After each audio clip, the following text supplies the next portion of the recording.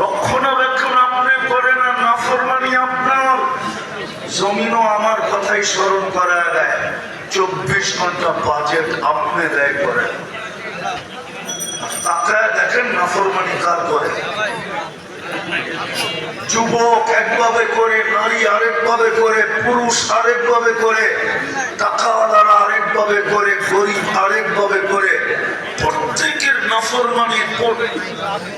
নাফরমানির প্রকার ভিন্ন, সবাই 24 ঘন্টা নাফরমানি। বলেন নাফরমানি হয় না? হয় না? হ্যাঁ, ছোট একটা চার দোকান, ওটার ভিতরে টেলিভিশন।